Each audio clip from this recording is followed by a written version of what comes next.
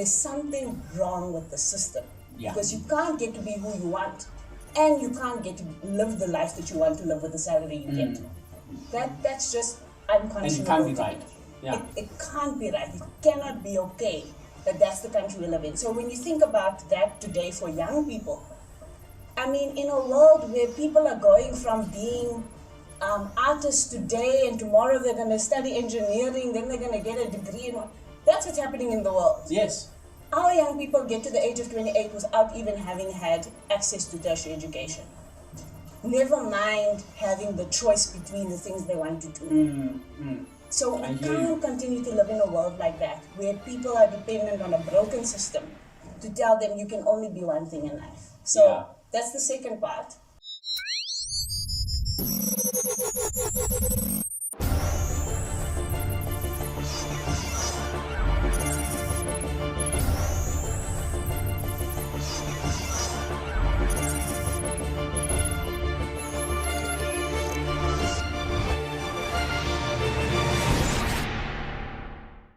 Hi and welcome to Social Talk, another episode of Social Talk. It's me, Emmanuel Mohlala, your host, and today we are talking political structures and the issues that we get in communities. We get marches everywhere. There's march for ESCOM now recently that we've seen. There's people in the Bloemfontein moving around and complaining about things, and we are wondering what is happening in the country. There's issues and people complaining about corruption and service delivery and today we'll be talking to Tessa Dooms. She's with us in the studio, and she's going to give us some ideas on what she believes that how politics should be like. And Tessa, how are you?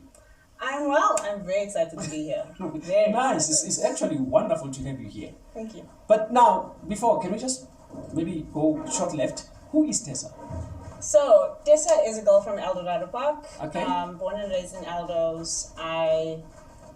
From a church family, so my father's a pastor, and so grew up in the context of community. Yeah. And grew up in the context particularly of young people and youth development, because I got involved in the church youth group and all of that growing up. And so have always had a passion for young people because of that, and for community because of that. Yeah.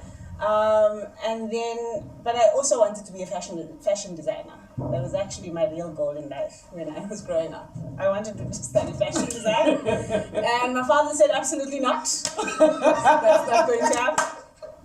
So I actually took a gap year. I was a very ambitious child in the Eldos, thinking I could take a gap year. Okay. But I took a gap year and I started a program called The Year of Your Life, and that became a program where I invited other people who were like me, who didn't know what they were going to do, what they were going to study, all of that. Yeah. And we committed ourselves to a year of community service. And that year changed my life. Okay. That was the year where I started understanding, so there's actually value to doing this. This is, actual work. It actually matters. And I enjoyed it and I was good at it. We asked the church for a stipend of 200 Rand a month. Okay. For each of us in the team. There's about 5 of us in the team. And that was all the resources we had. All right. So from that, we were doing old age homes, we were doing food gardens, we were doing community projects. And I just learned from there that community organizing is something that I was good at and something I wanted to pursue. So I ended up going to WITS the following year, studied psychology and sociology. Hated psychology, but loved sociology, and loved it enough that I went on to do my honors, my masters. I was very lucky to have a mentor that found me very early on. And so that kind of carved out a path for me in terms of, firstly, I was teaching, so I taught sociology for a while. Yeah. Still thinking, this is my way to develop young people. Yeah. But then I left that after about 7 years of teaching. I went into the NGO space. I ran an organization called Youth Lab for about 6-7 years, and that was a focus on young people and policy who were not necessarily politically aligned. So that was a part of my journey. And then I aged out of youth, as we do, as one does. You become too old. Please tell people in youth leagues, there's a point at which you become too old. Yes. So I became too old at some point to be in running a youth organization. Yeah. But then started working in general democracy and governance work. So I've had the opportunity to work as a consultant for organizations like the AU, the UN. I've gotten to travel to a number of African countries, and I've really gotten to apply my trade and learn not only the community development part of this work, but how do we start changing policy? Because at some point I realized that there's kind of two kinds of people. You know, the people who plug holes and need to be there consistently to make sure the cracks are filled. Yes. And they're important. But we also need to be able to think about the structure. And how are we going to change the society at a structural level? And policy does that. Yes. So I've been very grateful to get into the policy space. And so it's led me to being in Rivonia Circle now, which is a policy and political think tank. A number of us, including the man who's on the T-shirt that I'm wearing, the late Uzuko Koti, came together and we said we wanted to do something and create a space that won't only transform the country generally, but will transform the country's political future.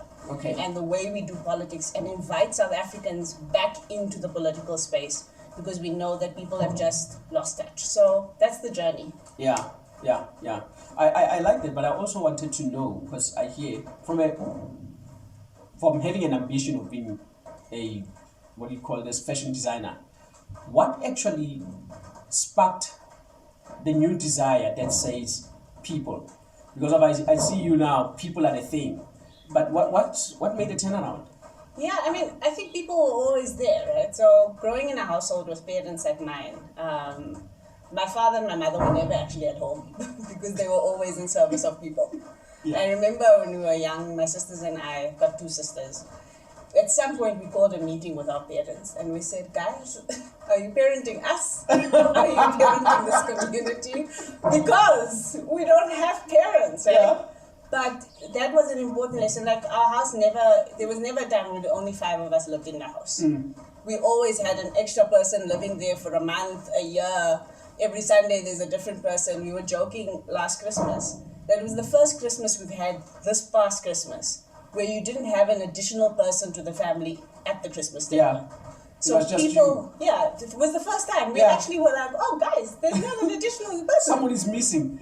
There's a stranger missing. Right. So we grew up like that. We grew up with people at the center. I just didn't know that was the thing that I was going to care about until I did that year of my life. And until I started seeing that I had skill sets and also that you could do something about things, right?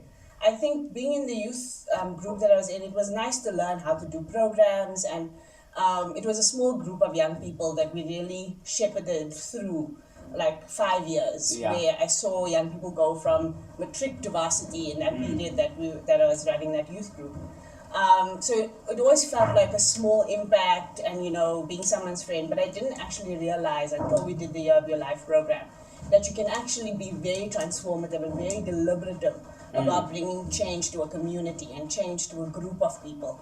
So I made it my mission to see how much change I can bring. Great.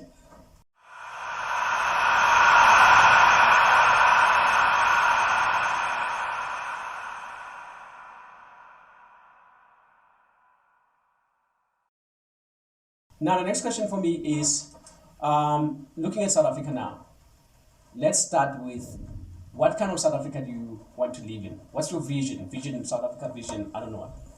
We call it, at Rivonia Circle, we call it South Africa 2.0. Oh, okay. That's so better. We say that South Africa is due for an upgrade. That the South Africa we got in '94 was good for the time. It was better than the previous version that we had. But that we've gotten to the point where it's not working for us anymore.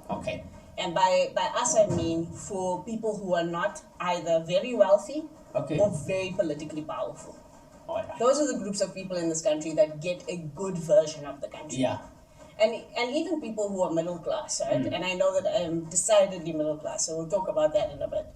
But even people who are middle class, especially black people who are middle class and have a job and can live in the suburbs and all of that, are really one paycheck away from poverty. That's the reality. That is the truth. It's very shaky. It looks cute there in the suburbs. Very shaky. And so, for me, the vision about the kind of South Africa we want has 3 parts to it. The first is a more equal country. We must have a more equal country. We must have a country where being able to do things and being able to afford things and being able to live a decent quality of life Yeah. is not something that you have to buy. It's not something that's just for a few. And it's not something that you have to earn to live a decent life, right? Okay. So, I mean, there are a lot of debates happening now around social security, universal basic income. The reason why I believe in those things is because the point of having a country is not to have a place where we can compete with each other. It's to have a place where we can help each other grow and develop. But the base of that is there are certain things every human being deserves in order to have dignity. Yes. And in order to have a quality of life. Yeah. And before we go into the market and we want to compete and people must earn their keep and whatever, people must first be able to do that. They must be able to live decently. They must be able to eat so they don't die. They must be able to have access to things that help their lives move. Yeah. So when you live in a context where you can't access health or healthcare, where you can't access food, where you can't even access a place to live, how are we at all saying that's a decent life? But this is also in the same country that is the most unequal in the world, and where you can watch people in the same country. We share the same place. Yeah. We share the same resources. You watch somebody getting into their fourth car, buying food they're going to throw away because they know they're going to throw it away. Yeah. Being able to do things that you can't. They're just crazy. Their leisure time in a day is equals to somebody's annual salary. There we go. And so there's something wrong about that. Yeah. There's something wrong when we can't see that equality isn't about everybody must have everything equally. Equality must be at minimum, everybody must have access to being a decent, dignified human being. If we can't even reach that standard, we're failing. So that's my first part of the South Africa I want. Okay. The second one? The second one is about people's ability to use their abilities and their talents to create the life they want, right? So we've grown up in a country and in a context where you get told there are only certain kinds of things you can do in order to be part of this society, right? So when my mother grew up, my mother never finished school because she was told when she got to grades, what will be now grade 7, when she got to standard 5, she was told, listen, you need to go and work so you can help raise your siblings. And there's only certain things that you can now go and do because you only have this level of education, right? So she ended up working in the same job for 60 years. That was my mother's life, right? She ended up working in the exact same job for 50 to 60 years. And that's not, I only recently, in the last year or so, discovered that my mother wanted to be more than she was. And she had the ability to be more than she was, right? So we grew up with my mother baking cakes. And when I say baking cakes, when we now see this, what fondant, my mother was doing fondant when I was 12, guys. Wow. My mother was doing fondant in the 90s. Wow. Right? So she had that ability. My mother sews. My mother's a great cook. My mother could have been doing so many things with her life. But this country limited her to one job. And at the point that my mother retired, she was earning 8,000 Rand after 50 years of service in the same industry. Wow. There's something wrong with the system. Because you can't get to be who you want. And you can't get to live the life that you want to live with the salary you get. That's just unconscionable. And it can't be right. It can't be right. It cannot be okay that that's the country we live in. So when you think about that today for young people, I mean, in a world where people are going from being artists today and tomorrow they're going to study engineering, then they're going to get a degree. That's what's happening in the world. Yes. Our young people get to the age of 28 without even having had access to tertiary education. Never mind having the choice between the things they want to do. So we can't continue to live in a world like that, where people are dependent on a broken system to tell them you can only be one thing in life. So that's the second part. And then the last one is political. And we're going to get a lot into politics today. But the thing that particularly my work at Rivonia Circle has taught me and made sink in for me is that democracy must be about every one of us having the power to change things. Okay. And I've lived in a country where it's taken me like big opportunities or somebody really believing in me for me to think, oh, I can do something. I can change things. It didn't come naturally. Nobody told me, actually, you know what, you can actually change this country. You can actually change your community. Yeah. I had to learn it through trial and error and through people really believing in me. But the majority of us have come into, particularly post-94, believing that because we have a government that is for us, that Things are gonna government get better. is going to do the things, and we don't have any power unless we're in the government. Yeah. And I want that to change. True. Because I think that one of our greatest strengths as a country is that we have so many people who have so many skills and so much of a heart to make things better. And we're just losing out on that because we don't value it enough. So I hear you. That's the country I want. Yeah.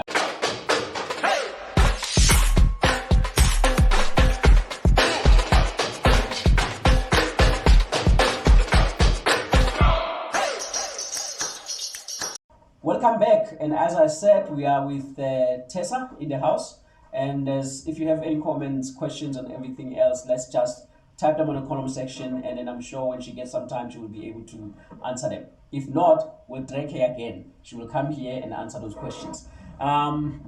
Questions from me. Sure. Names attached to you. Rivonia Circle, Mzansi Rise, I don't know what else. Can you explain those so that we can be able to properly define you? So like I said, Rivonia Circle is the new chapter of my life. We started it about a year ago, in the middle of January last year. Oh, okay. Rivonia Circle started as a concept that came from five of us. Actually, the four guys met together before me. Okay. Which was Sungezo Zibi, Lukona Mguni, Loratu Senkeng, and then the late Rizuko Koti, who passed away last year, March, while we were in the beginning of our journey.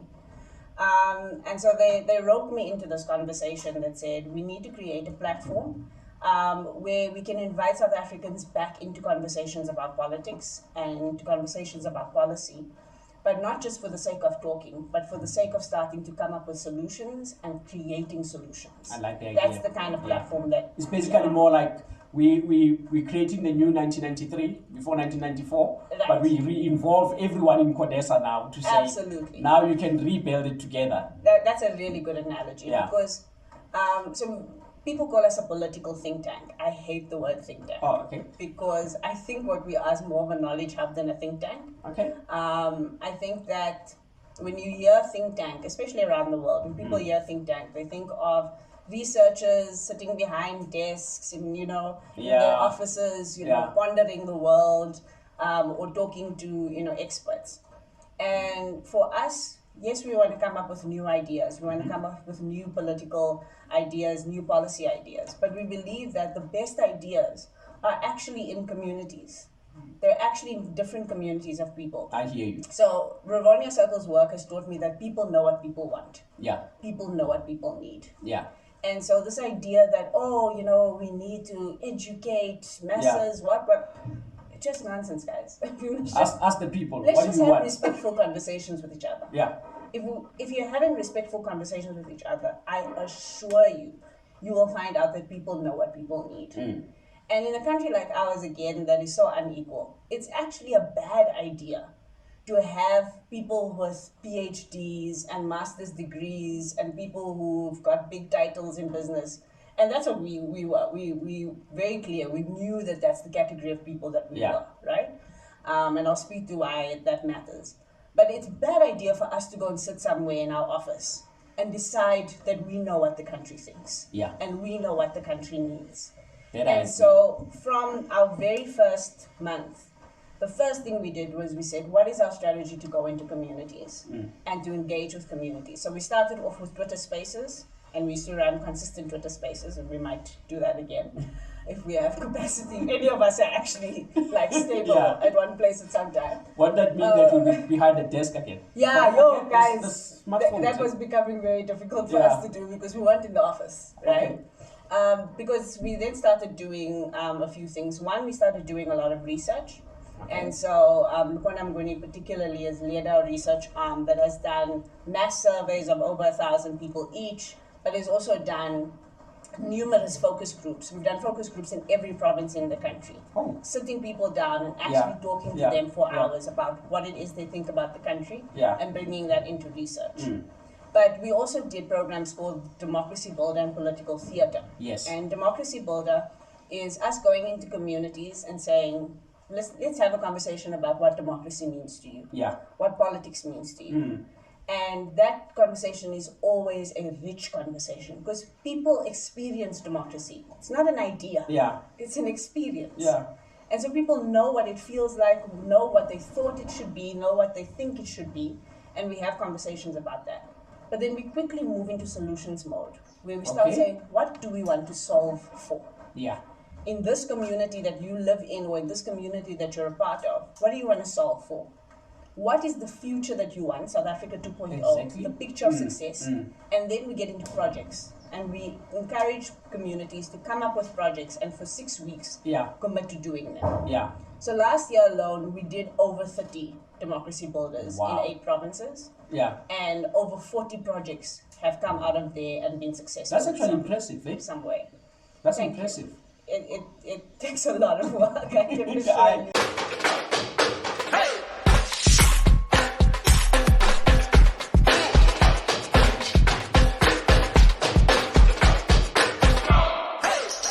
So another program we have at the Rivonia Circle is called Political Theatre. Okay. And political theatre is about building consciousness. All right. Political consciousness has been lost in the country in many ways. And we believe that the arts and expression is one way of getting people to really start thinking again about their own power to act. Okay. So the one is political consciousness and rebuilding that in a new way. The second thing is a question about people seeing themselves bringing change. That's why we do the Democracy Builder the way we do. So that I can see, actually, so there's a community in Rebecca, in Fear Plus. Fear Plus community came to a Democracy Builder. By the end of that session, they decided that the clinic in the community is in a crisis and they're going to do something about it. Okay. They became the clinic community, or the clinic committee for the community. Okay. They got the councillor involved, they got the clinic involved, and they said, send us for training so that we know how to run a clinic. They started doing queue management. They started raising funds for furniture. In a few weeks after we did the Democracy Builder, the clinic had closed down, and because of the project that they did, the clinic is open again. Okay. That community saw itself fix its problems. Yeah. So it can start to believe in itself again. We can start to believe in our ability, because something in our brain says, if the people sitting in union buildings with R1 billion that they can spend on soccer, if they can't fix it, then it can't be fixed because we can't do anything. Yeah. So we must start seeing ourselves as part of the solution. And remembering also that R1 billion is our money. Yes. It's not their money, it is our money, right? And then the final part of it is the reason why Rise in Mzansi exists. Okay. So in a lot of the conversations that we had last year, people were saying, why are you guys not a political party if you care about political change? I said, because not everything needs to be a political party in order to change politics, because politics is more than voting. Yeah. And that's what we've proven. Politics is about community action, it's about civic engagement, it's about learning, it's about knowing, it's about accountability, it's not just about voting. Yeah. But we must also realize that voting does matter. Yeah. And that being voted for also matters. Okay. So when we started having conversations with people and they said, we need a new kind of political vehicle, we need new politics, we said, all right, then let's start having conversations about what that could look like. Okay. Because when we generally think about political alternatives in the country and new political parties, the majority of political parties we've had that have come up have all fashioned themselves after the ANC. And they've tried to become the new ANC. Yeah. So everybody's creating branches and regions and deputy secretary general, chair of the what. Everybody's fixated on finding the next Mandela as their leader. Yeah. The whole thing is trying to be the ANC. Yeah.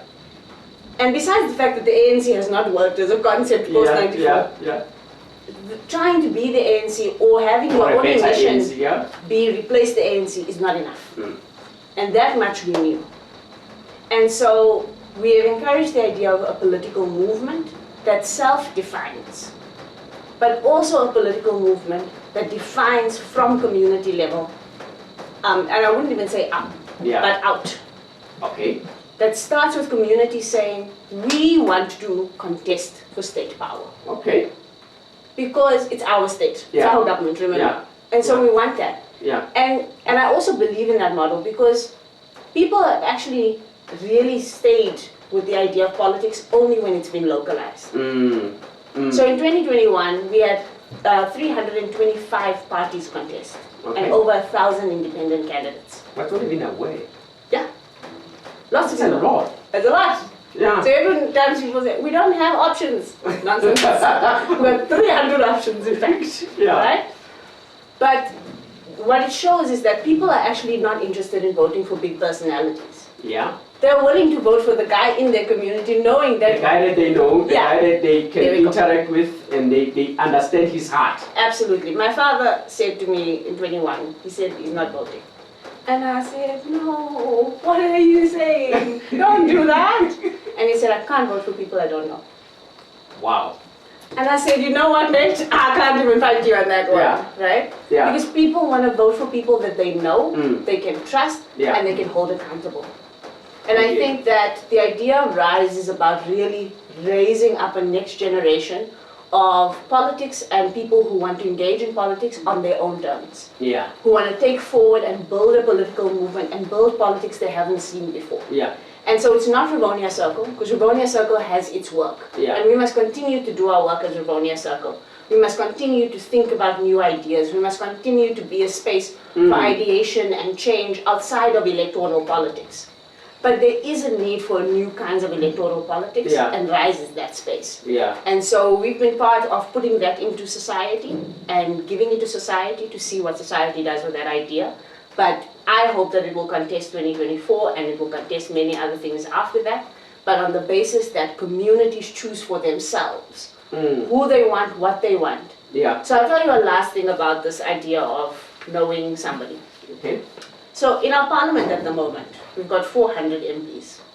Okay. Those MPs only come from political parties because that's what our system is right now. In 24 it might change.